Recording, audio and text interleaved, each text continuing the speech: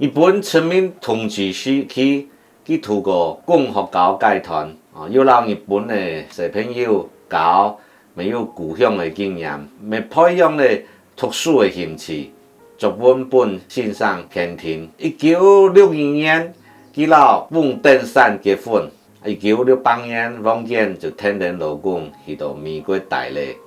两公婆就用日本话、美国话、老北京话沟通。翁登山嘅福佬人啦，国民党的政治时期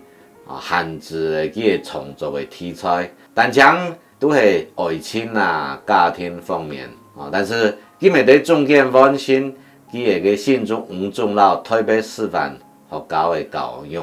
去美国待以后，佢受到民主自由的宪法的教育，增加佢对台湾的政治历史产生强烈的关怀，